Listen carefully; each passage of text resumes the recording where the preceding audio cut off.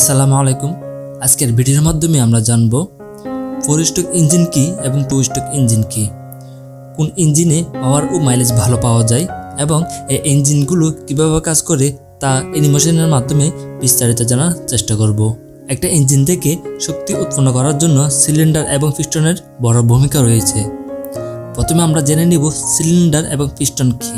Cylinder হচ্ছে লম্বা একটি পাফা জায়গা, যেমনটা আমরা দেখি বাড়িতে রান্না করা গ্যাস যেটাতে রাখা হয় ওটাও একটা সিলিন্ডার। সিলিন্ডারের আকৃতি বড় এবং ছোট হতে পারে।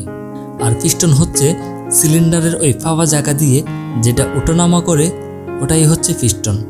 আর একটু সহজভাবে বললে, সাইকেল হাওয়া দেওয়ার সময় আমরা দেখতে পাই লম্বা একটি সিলিন্ডার থাকে, আর এই সিলিন্ডারের মধ্যে একটি হ্যান্ডেল থাকে যেটাকে নিচ থেকে উপর তুলে উপর থেকে আবার চাপ দিতে হয় হাওয়াটা ভিতরে যাওয়ার জন্য। এখানে আমরা যেটা ওঠানামা করি ওটাই হচ্ছে অটোমোবাইলের ভাষায় পিস্টন। ইঞ্জিনের মধ্যে এক বা একাধিক সিলিন্ডার এবং পিস্টন থাকে। সিলিন্ডারে বিস্ফোরণ এবং পিস্টন ওঠানামার মাধ্যমে শক্তি উৎপন্ন হয় এবং মোটরসাইকেল সামনের দিকে এগিয়ে যায়। এখন এই বিস্ফোরণটা 4 স্ট্রোক এবং 2 স্ট্রোক ইঞ্জিনে কীভাবে হয় আমরা তা বিস্তারিত দেখার চেষ্টা করব। তার আগে আমরা জেনে নিব 4 স্ট্রোক এবং 2 স্ট্রোক কি। সিলিন্ডারের মধ্যে পিস্টন একবার ওঠানামা করাটাকে 1 স্ট্রোক বলে।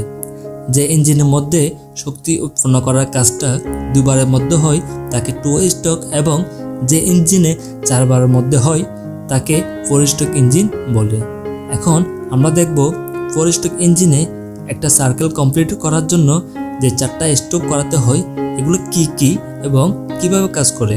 আমরা যখন প্রথমে বাইক স্টার্ট দিই তখন ইঞ্জিনের মধ্যে ফুয়েল প্রবেশ করে এবং পিস্টন নিচে নামে, এটাকে ইনটেক স্ট্রোক বলা হয়। তারপর পিস্টন যখন নিচে নামে এর মধ্যে থাকা এক্সট্রা শক্তির জন্য পিস্টন উপরে ওঠে এবং সিলিন্ডারের মধ্যে থাকা ফুয়েলকে সংকুচিত করে বা কম্প্রেস করে।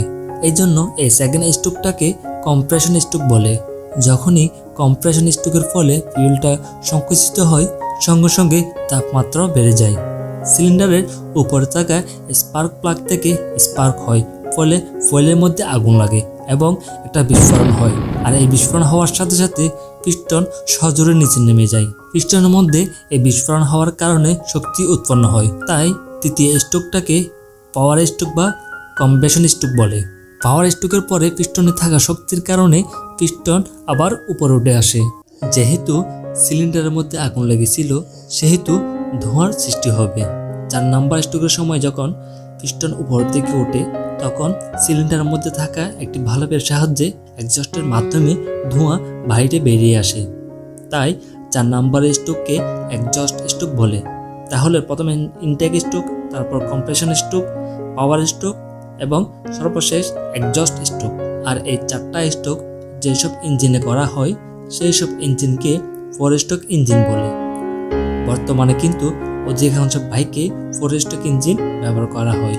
এখন আমরা দেখব 2 স্ট্রোক ইঞ্জিন কিভাবে কাজ করে। 2 স্ট্রোক ইঞ্জিনের ক্ষেত্রে ফুয়েল যখন সিলিন্ডারের মধ্যে প্রবেশ করে তখনই আগুন লেগে যায়, ফলে প্রথম স্ট্রোকেই সিলিন্ডারে বিস্ফোরণ ঘটে এবং শক্তি উৎপন্ন হয়। পিস্টনে আগুন লাগার ফলে ধোঁয়ার সৃষ্টি হয়, তাই দ্বিতীয় স্ট্রোকে ভালভের সাহায্যে এক্সজস্টের মাধ্যমে ধোঁয়া বাহিরে বেরিয়ে আসে। এজন্যই 2 স্ট্রোক ইঞ্জিনে শুধুমাত্র 2টাই স্ট্রোক হয়, একটা হচ্ছে পাওয়ার স্ট্রোক, দ্বিতীয়টা হচ্ছে এক্সজস্ট স্ট্রোক।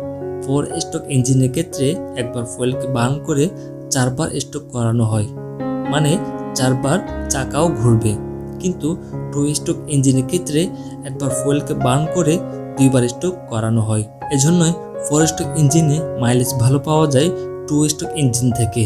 তবে 4 স্ট্রোক ইঞ্জিন থেকে 2 স্ট্রোক ইঞ্জিনে পাওয়ার বেশি পাওয়া যায়, কারণ 4 স্ট্রোক ইঞ্জিনে 4 বার স্ট্রোক হওয়ার পরে পাওয়ার উৎপন্ন হয়, কিন্তু 2 স্ট্রোক ইঞ্জিনে তৃতীয় স্ট্রোকে পাওয়ার উৎপন্ন করে ফেলে। আমরা যদি একটা পার্থক্যের কথা বলি, 2 স্ট্রোক ইঞ্জিনে একটু বেশি নয়েজ পাওয়া যায়, 4 স্ট্রোক ইঞ্জিনে তুলনামূলক নয়েজ অনেকটা কম। মূলত এই হচ্ছে 4 স্ট্রোক ইঞ্জিন এবং 2 স্ট্রোক ইঞ্জিনের কার্যপ্রণালী। ভিডিওটা ভালো লাগলে অবশ্যই লাইক এবং কমেন্ট করবেন, এবং আপনারা কোন বিষয় নিয়ে জানতে চান ওটাও আমাকে কমেন্ট বক্সে কমেন্ট করে জানাবেন। ক্লাস প্লেট নিয়ে আমার ইতিমধ্যে 2টা ভিডিও আছে। ক্লাস প্লেট কীভাবে ক্ষয় হয় এবং কি কি ভুলের কারণে ক্লাস প্লেট নষ্ট হয়ে যায়, ক্লাস প্লেট কি পরিমাণ ক্ষয় হলো, এসব বিষয়গুলো জানার জন্য অলরেডি আমার চ্যানেলে 2টা ভিডিও হেল্পার দেওয়া আছে। আমি লিঙ্ক ডিসক্রিপশন বক্সে দিয়ে রাখবো, চাইলে দেখে নিতে পারেন। তো এই হলো আজকে ভিডিও। সবাই ভালো থাকুন, সুস্থ থাকুন, আল্লাহ হাফেজ।